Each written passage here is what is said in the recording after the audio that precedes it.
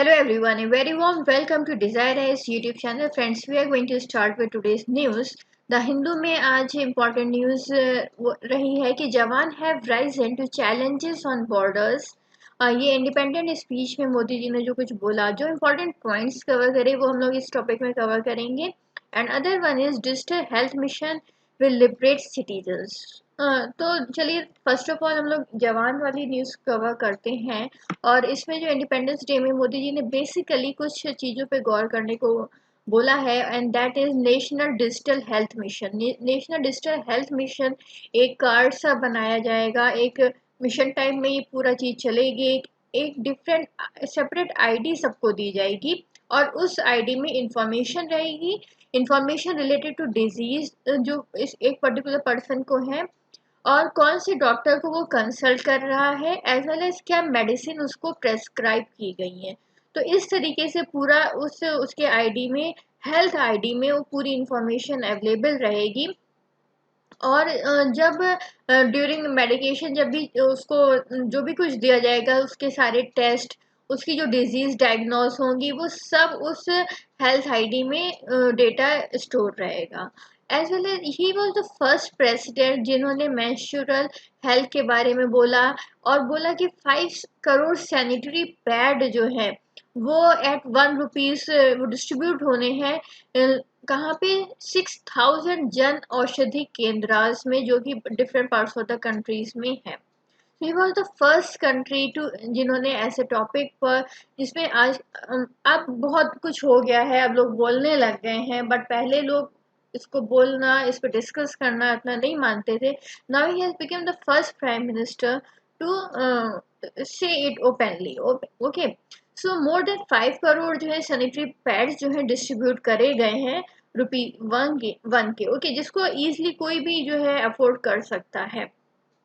Optical fiber program will be extended to over 6 lakh villages and funds with corpus 25 crores will be set up for completing housing project जो अभी भी एक कह सकते हैं चल नहीं पा रहे हैं उतना बेटर वे में. तो ऐसे उनको 25,000 करोड़ उनको दिया जाएगा जिससे कि वो कैरी ऑन हो सके. अब digital health mission liberate citizens. तो क्या क्या है इसमें डिजिटल हेल्थ मिशन में, जैसे कि राइट डॉक्टर मिलना, अपॉइंटमेंट मिलना, इसके साथ साथ उसका कंसल्टेशन फी पेइंग करना, ये सारी चीज़ें बहुत ज़्यादा चैलेंजिंग रहती हैं. तो अगर हेल्थ आईडी कार्ड होगा तो डॉक्टर की इंफॉर्मेशन विजिट की रहेगी. Every time you visit your doctor और pharmacy, everything will be logged on this card. सब कुछ इस टाइम पे, आप इस टाइम पे मिलने गए, इस डॉक्टर से मिले, ये इस तरीके का मेडिकेशन मिला, इस तरीके की डिजीज डायग्नोज हुई, कि ये सब उस आईडी कार्ड में होगा. सो नेशनल हेल्थ अथॉरिटी, ये नेशनल हेल्थ अथॉरिटी ये क्या है, ये अटैच्ड ऑफिस है ministry of health and family welfare का, जो कि आयुष्मान भारत प्रधानमंत्री जन आरोग्य योजना भी चलाता है.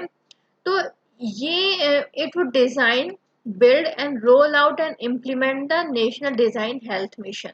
तो इसको ये टास्क दिया गया है. किसको टास्क दिया गया है ये ध्यान में रखना, नेशनल हेल्थ अथॉरिटी को दिया है और ये अटैच्ड ऑफिस है.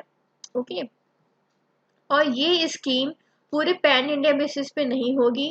फर्स्ट ऑफ ऑल ये union territories of Chandigarh, Ladakh, Dadra and Nagar Haveli, Daman Diu, Andaman Nicobar और लक्षद्वीप, तो यहाँ पे पहले इसको इम्प्लीमेंट करके देखा जाएगा. Okay, now we are going to move on other topic and that is suo motu contempt power is inherent, supreme court ने कहा है.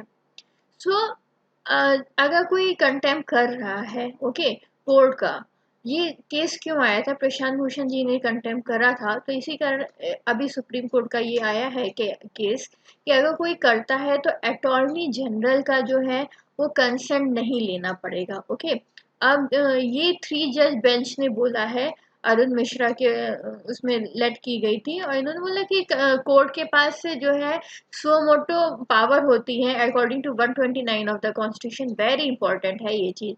आर्टिकल 129 में क्या दिया हुआ है ये आपको इस बार पता होना चाहिए. प्रीलिम्स पॉइंट ऑफ व्यू से ये चीज़ बहुत ज़्यादा इंपॉर्टेंट है.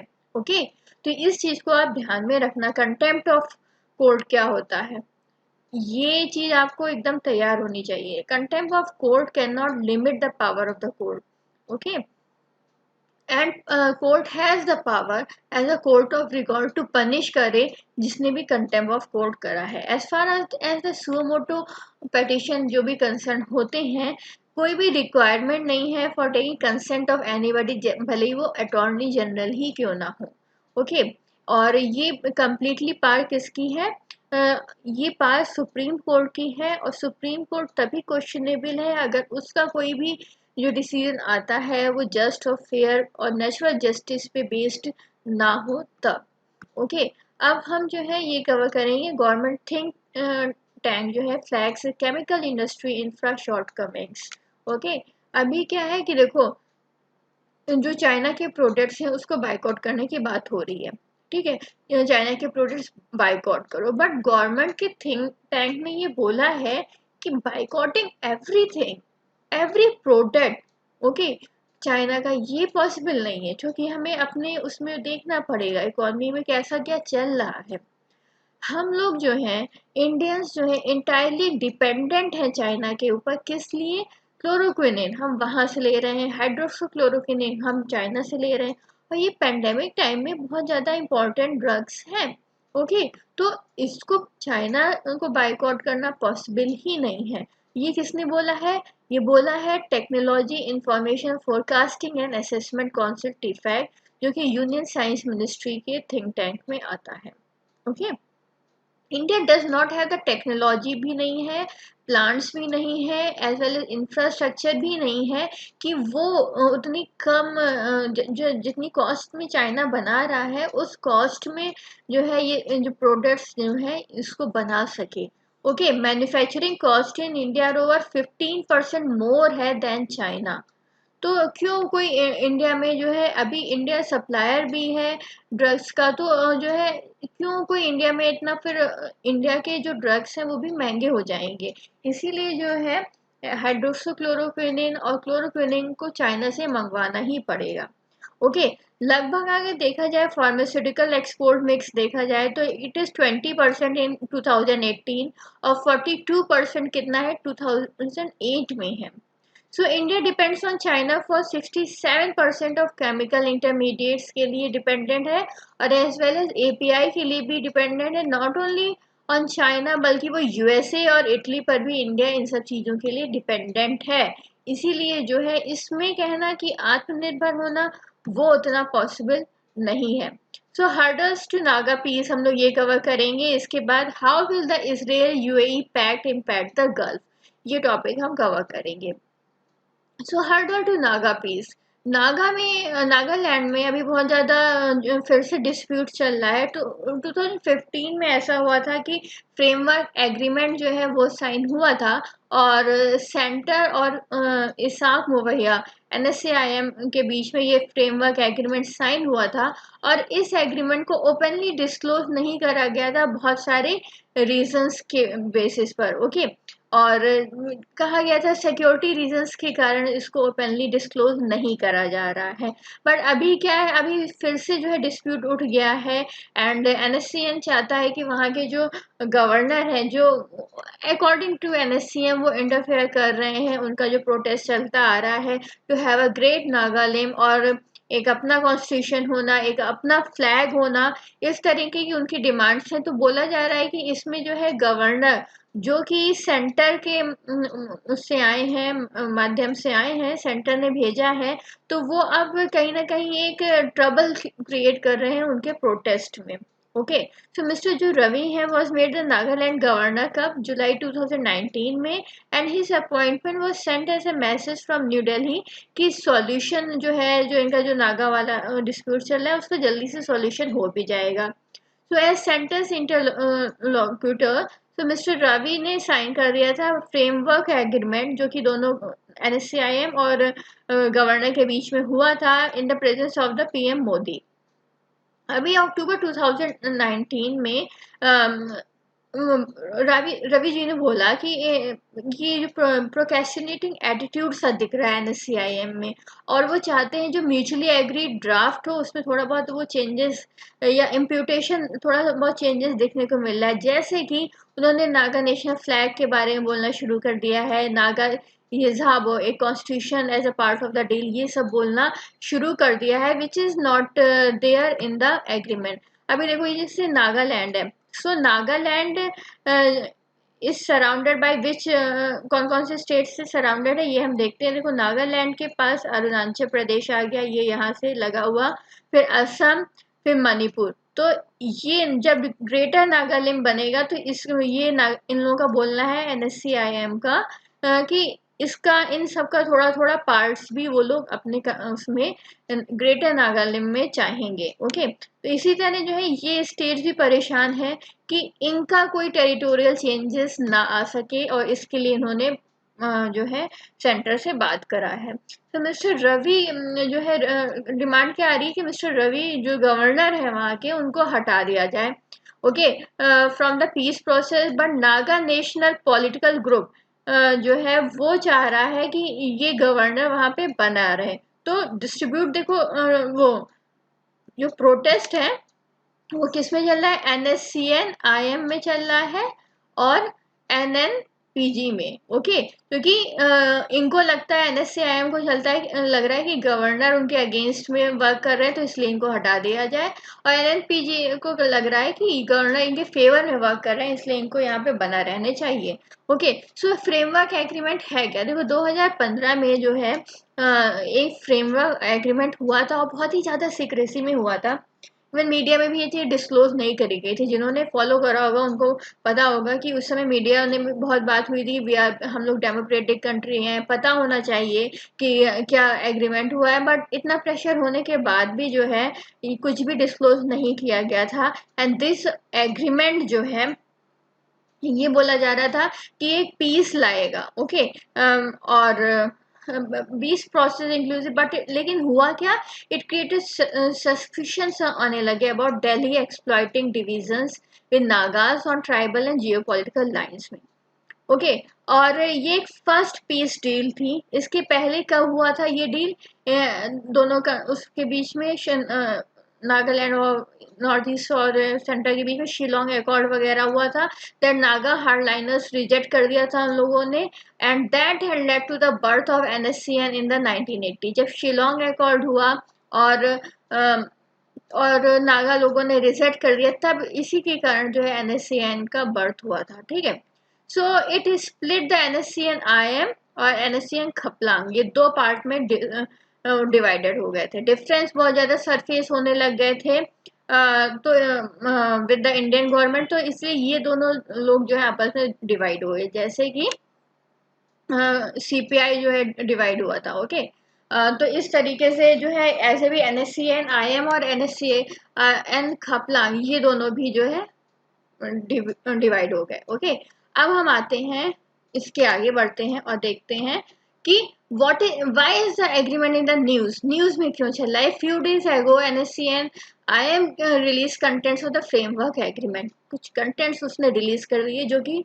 सीक्रेट थे। आपको रिमेम्बर है ना 2015 में इसको सीक्रेट रखा गया था, बट अभी due to security reasons but NSCN IM ने इसको रिलीज कर दिया। सो इसमें बोला गया कि mister Ravi had craftily deleted the word new from the original. Okay, तो ये वर्ड जो है इन्होंने डिलीट कर दिया जो डॉक्यूमेंट था उससे, and refer to shared sovereignty between India and Naga homeland, और उसकी जगह शेयर सॉवरेनिटी का वर्ड आ गया। ओके, क्या हुआ, न्यू की जगह क्या आ गया, शेयर्ड सॉवरेनिटी का वर्ड आ गया। तो इसलिए जो है वो बहुत ज़्यादा ये अपना बात लेकर आए सामने। थोड़ा सा जो पार्ट उन्होंने रिलीज करा जो कि ओरिजिनल डॉक्यूमेंट में था, ये हुआ। ठीक है, and provided for an enduring inclusive new relation for peaceful coexistence के लिए बात बोल रही है। ठीक है, जो मिस्टर रवि ने जो है ये डॉक्यूमेंट रिलीज करा उसमें ये चीज बोला है कि शेयर्ड सॉवरेनिटी होनी चाहिए इंडिया और नागालैंड के बीच में, कोई new and from the original ये सब नहीं होना चाहिए। तो इस तरीके की चीजें हैं। ठीक है, NSCNM claimed new was a politically sensitive word that defined meaning of peaceful coexistence of the two entities and strongly indicated a settlement outside the purview of the Constitution of India.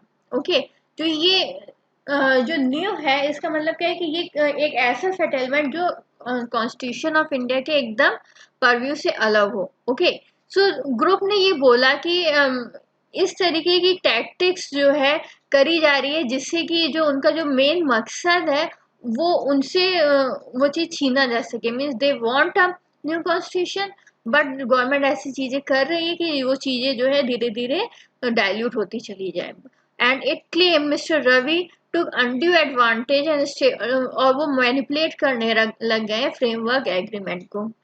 तो hurdles क्या है नागास की? देखो, in his Naga independence day speech NSCN I general secretary ने बोला कि वो कभी चाहते ही नहीं, they will never merge with India.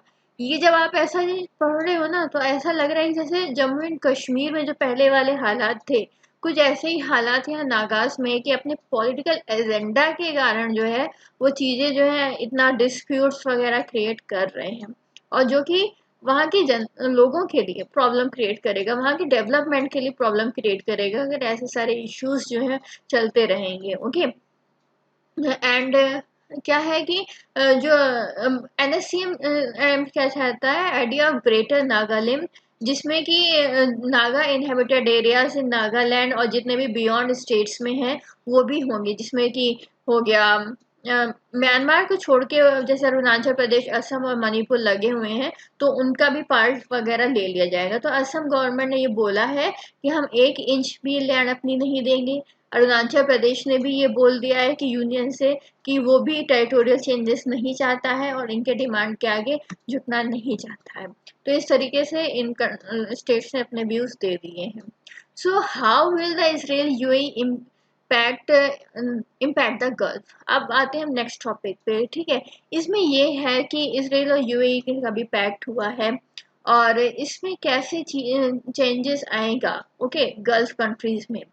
So president Trump ने बहुत कोशिश करा एंड इसके बाद इसराइल और यूएई में ये पैक्ट हो पाया और ये कह सकते हैं एक as a win win situation हो गई है ट्रम्प के लिए before the election. Okay, so ये एक हिस्टोरिक ब्रेक थ्रू माना जा रहा है. Many countries including European powers and India सभी ने ये चीज़ वेलकम करी है. बल्कि जो फलस्तीनी लीडर्स हैं जैसे कि और टर्की वाले हो गए, ईरान कंट्री हो गया, तो इन्होंने ये जो पैक्ट है हिस्टोरिकल ब्रेक थ्रू आया है इसको इन्होंने फेवर नहीं किया है. उसको डील कहती क्या है इसको समझते हैं. देखो, जॉइंट स्टेटमेंट हुआ यूएई और इसराइल के बीच में. उसमें क्या हुआ कि एक डिप्लोमेटिक रिलेशन दोनों कंट्रीज के बीच में सेटअप हुआ. ठीक है, इसमें क्या हुआ, इसराइल क्या करेगा, अब इसराइल ने ये मान गया है कि वो सस्पेंड कर देगा to annex part of the occupied West Bank. जो वेस्ट बैंक वो करना चाह रहा था एनेक्स, तो उस प्लान को वो अपना सस्पेंड करने वाला आफ्टर दिस डे. ठीक है, अब क्या हुआ, इजरायली प्राइम मिनिस्टर जो है Benjamin Netanyahu had earlier vote to annex जितने भी जूइश सेटलमेंट हैं वेस्ट बैंक में, वो चाहता ये इजराइल के प्राइम मिनिस्टर चाहते थे वो सब जो है उनके कंट्री में आ जाए. बट इस पैक्ट के बाद ये सब उन्होंने प्लान जो है सस्पेंड कर दिया.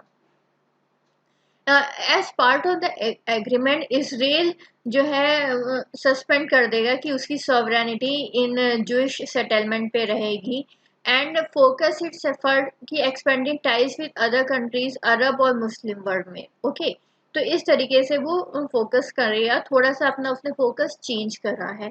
सो delegation from Israel and UAE जो होगा तो इसमें बायलैटरल एग्रीमेंट्स होंगे, किस चीज़ में, डेवलपमेंट बेसिस होंगे. इन्वेस्टमेंट होगा, tourism, direct flight, security, telecommunication, health care, culture वगैरह, इन सब चीज़ों पे ज़्यादा ध्यान अब दिया जाएगा. Okay, so how significant is the deal for Arab Israel relation? So ये एक लैंडमार्क एग्रीमेंट है and UAE is the only the third country okay and first in the Gulf जिसने डिप्लोमेटिक रिलेशन करा है इसराइल के साथ. ये important चीज है. ठीक है, कि यूएई जो है थर्ड अरब कंट्री है और first in the Gulf region है जो कि डिप्लोमेटिक रिलेशन सेटअप कर रहा है इसराइल के साथ. So Arab Israel ties have historically been conflict ridden रहा है. ओके, अरब और इसराइल का. सो अरब कंट्रीज जिसमें कि इजिप्ट हो गया, Trans Jordan, Syria, Iraq, for their first war with Israel in 1948 में इन्होंने वॉर करा. Okay, and formation of the state of Israel was announce. तो इसराइल को फॉर्मेशन ऑफ द स्टेट वो अनाउंस हो गया था. अब क्या हुआ, वॉर एंड हो गई एंड ज़्यादातर इसराइल ने बहुत सारी टेरिटरीज जो है वो एनेक्स कर ली, जिसमें कि जेरूसलम हो गया. Then what the UN partition plan originally propose for a Jewish state, मतलब बहुत ज़्यादा ही जो है इसराइल ने एनेक्स कर ली.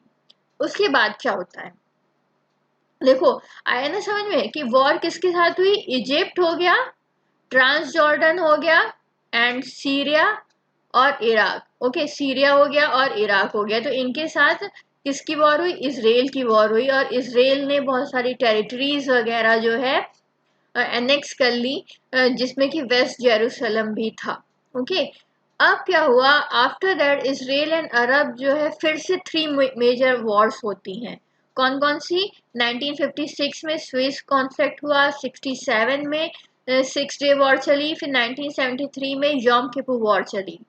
तो इस तरीके से फिर से इसराइल और अरब में आप देख रहे हैं टेंशन बना ही हुआ है. फिर 19 आफ्टर 1967 क्या हुआ, in which Israel captured Sinai peninsula. Sinai peninsula कहाँ पर है आपको मुझे बताना है, और किन ओके ये कहाँ पर है और किन दो वाटर बॉडीज को कनेक्ट करता है ये पेनिनसुला, ये आपको मुझे कमेंट सेक्शन में बताना है. तो जो सिनाई पेनिनसुला है ये इसराइल ने कैप्चर कर लिया था. और Gaza strip from Egypt, Gaza strip भी ले ली. East Jerusalem and West Bank ले लिया किससे, ईस्ट जेरूसलम और वेस्ट बैंक किससे लिया, जॉर्डन से लिया. और गोलन हाइट्स कहाँ है, ये आपको from Syria. Okay, Golan Heights एक बार आप मैप में भी देख लेना कहाँ पर है, ये क्वेश्चन आया भी था. तो ये आप देख लेना कि ये कहाँ पर है गोलन हाइट्स. ओके, तो ये चीजें जो है कवर माने इसराइल ने अपने इसमें कर ली. So Arab countries convened in Khartoum and declared their famous three no's. क्या उन्होंने अरब कंट्रीज ने डिसाइड करा कि वो no peace with Israel, Israel के साथ कोई भी पीस नहीं चाहिए, कोई भी टॉक नहीं चाहिए, और वो इसराइल को रिकॉग्नाइज ही नहीं करेंगे. तो इस तरीके से जब इतनी टेंशन बढ़ गई, ओके इतनी वॉर्स हो गई, और ऐसे इसराइल ने पूरा कैप्चर ही कर लिया. बहुत गाजा स्ट्रिप हो गई, सिनाई पेनिनसुला हो गया, east Jerusalem, West Bank, Golan Heights. तो इन लोगों ने थ्री नोज डिसाइड कर लिए थे. बट इट डिड नॉट, इतना ज़्यादा चला नहीं एंड डेथ हुआ इजिप्ट प्रेसिडेंट का. उसके बाद उनके सक्सेसर आए और इन्होंने फिर से जो है चाहा कि जो सिनाई पेनिनसुला है वापस मिल जाए इजिप्ट ने. ओके, तो एफर्ट्स जब करे उन्होंने उनके सक्सेसर ने, तो क्या उन्हें जो है सिनाई पेनिनसुला जो है वो मिल गया. ओके, कैंप डेविड अकॉर्ड के उसमें जो है इसराइल को झुकना पड़ा अमेरिका के आगे, और सिनाई पेनिनसुला इजिप्ट को वापस मिल गया. इसके बाद क्या होता है, 1994 में Jordan became the second Arab country to sign a peace treaty with Israel. And 1988 में क्या हुआ, after a initial agreement reach between the two countries, collapsed Jordan abandoned its claim to the West Bank and said it would accept a deal जो भी होगा Palestinian liberation organisation और Israel के बीच में. Okay, सो 1994 में क्या होता है, जॉर्डन ने फिर इसराइल के साथ करना चाहा कि भाई उसको भी चीज़ें मिल जाएं. तो ये ही डिसाइड हुआ कि जो एक पैलेस्टीन लिबरेशन ऑर्गेनाइजेशन और इसराइल के बीच में जो डिसाइड होगा वो मान लिया जाएगा इसराइल द्वारा. तो ये चीज़ें फिर ओस्लो अकॉर्ड साइन होता है, तो इस तरीके से इसराइल वहाँ पे भी मान गया. Okay, so enmity between the two countries came to end with the Washington Declaration. So why did UAE sign the agreement? जो सुन्नी अरब किंगडम है in the Gulf region such as Saudi Arabia हो गया, UAE हो गया, had developed backroom contacts with Israel over past years. Okay, one of the major factor that brought them closer is the कि वो they don't like Iran. Okay, इसलिए जो है वो कहीं ना कहीं आपस में जुड़ रहे हैं ईरान के अगेंस्ट में. and Arab countries have signaled that they are ready to live with Israel occupation of Palestine. Israel जो जहाँ पे अभी ऑक्युपाइड है और वहाँ पे कर रहा है, तो वहाँ पे वो they are comfortable with it. Okay, and Mr. Netanyahu plan to annex the West Bank है would have drastically changed the status को change हो चुका है and further putting in peril the two-state solution. Okay, तो ये चीजें हैं. So where does it leave the Palestinians? So when Egypt and Israel made peace, जब उन्होंने करा था, the latter agreed to कि सिनाई बैक आ जाए. ओके, इजिप्ट के पास. ये हम लोगों ने कवर कर लिया. So a framework for peace in the Middle East agreement which promise कि जो establishment of an autonomous self government authority हो कहाँ पे वेस्ट बैंक में एंड गाजा एंड उन्होंने कहा कि यूएनएससी रिजोल्यूशन 242 जो है वो इम्प्लीमेंट करने के लिए एग्रीड है. इसके बाद आता है जॉर्डियन इसराइल ट्रीटी आती है. उसमें क्या हुआ कि Israel agreed the formation of the Palestinian authority in the West Bank and Gaza. तो इसमें भी इसराइल मान गया. Okay. So, but in the UAE-Israel deal, Israel had not many actual concession to the Palestinian. तो यहाँ पे क्या हुआ कि पैलेस्टीनियन को इतना कंसेशन नहीं मिल पाया. So, what are the geopolitical implication of the deals क्या होंगी? The agreement जो है फास्ट ट्रैक चेंजेस लाएगा. ओके, सऊदी ब्लॉक कंसिस्टिंग जिसमें कि इजिप्ट है, यूएई, बहरैन एंड अदर्स, ये इनका कहीं ना कहीं इंटरेस्ट है being align to the US. Okay, तो ये कंट्रीज ऐसे जिनका जो अलाइन है किधर, यूएस की तरफ, and Israel and their support for Palestine. Okay, which Arab powers had upheld is dwindling. बल्कि जो टर्की हो गया, ईरान हो गया, ये सपोर्ट में किसके हैं, पैलेस्टीनियन जो मुस्लिम वर्ल्ड है उसके लिए. तो इस तरह जो ट्राइपोलर कॉन्टेस्ट चल रहा है in the West Asia and US and Israel जो है कहीं ना कहीं ये डील जो है ला रही है, तो इसमें भी ये इंक्रीज ही कर रहा है ये पूरा जो एक कंटेस्ट चल रहा है वेस्ट एशिया में. And thank you for watching.